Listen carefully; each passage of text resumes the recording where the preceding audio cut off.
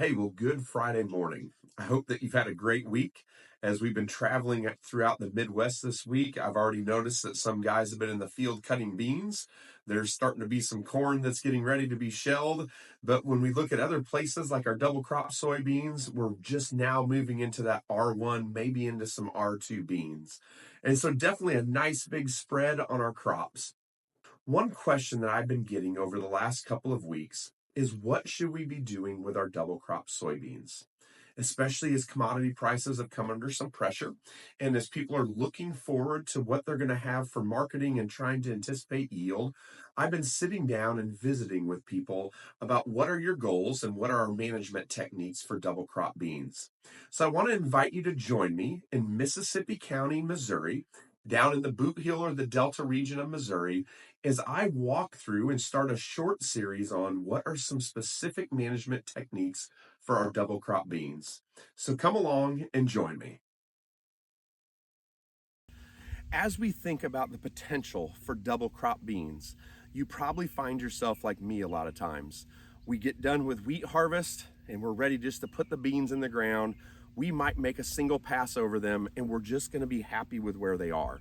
I know as commodity prices have come under pressure that we really start to look at what that bottom line is, and we really want to look at what our input costs are going to be.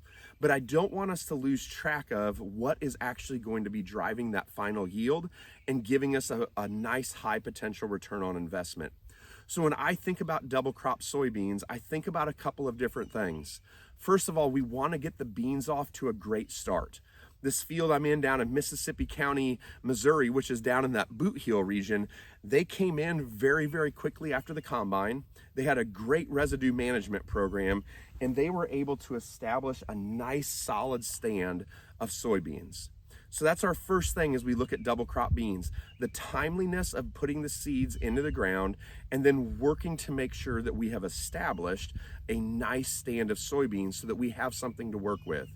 The next part of that, as I think about what is going to drive the yield, and as we've talked in the past, is we need to build that factory, right? We've all been by the double crop beans and we've noticed that they're going to be short.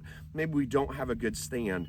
But as we think about how are we going to work this, we want to move very quickly to canopy closure, and we want to be maximizing the amount of sunlight that our soybeans are going to be capturing and turning into energy for that.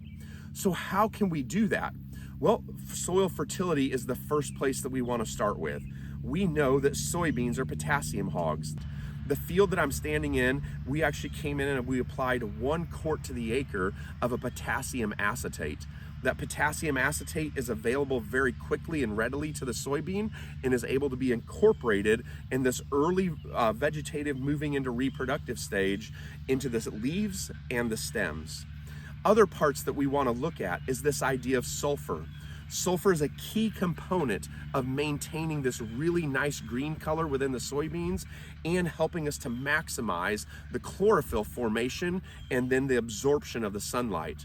As we think about sulfur, it is easy for us to go through and understand why we have deficiencies when we look at the sulfur molecule. So first of all, we used to be able to capture all the sulfur that we needed for free from air. However, over time, with the different Clean Air Acts that we've had, we have worked to reduce sulfur emissions, which have lowered the amount of sulfur that is going to be found coming from the atmosphere. So I want us to take a step back then and think about what is your sulfur fertility program? We have for years worked and preached on those 4 R's with nitrogen. We are very quickly moving to that with sulfur. How are we applying sulfur into our fields? Are you using an AMS? Are you using an ATS? Are you using an elemental sulfur program? And if we're utilizing that, when are we applying it? And how quickly has it become plant available, specifically when we think about a dry elemental application in the fall, because we really don't know exactly when that sulfur will become available. We followed the application of a potassium with a sulfur as well. That sulfur is helping us to maintain that leaf tissue, give us that nice dark green color, which helps us to absorb light and utilize it within each one of the plants, and is also important as we look at our nitrogen and sulfur ratio and utilization within the plant as well. The last component that we have looked at within there is going to be boron. Boron, oftentimes we don't think about. And the reason we don't think about it is we are dealing with what's called a micronutrient, right? A micronutrient doesn't mean it's not important. A micronutrient simply means that it's required in very small amounts.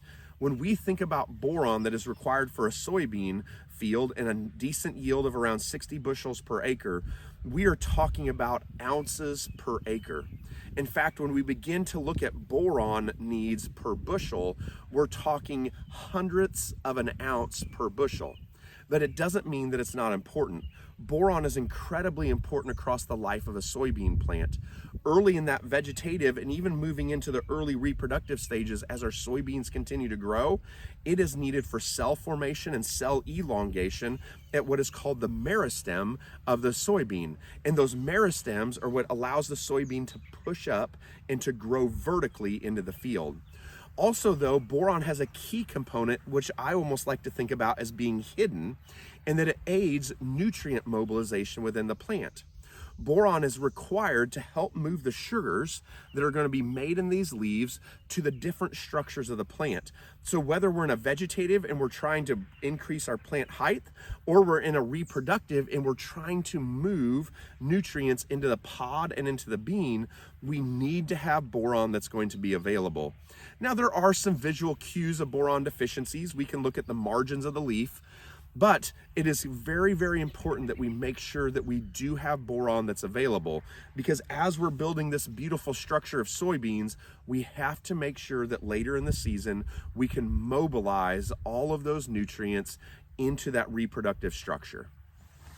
So I hope this first introduction into some techniques for double crop soybeans has been helpful to you.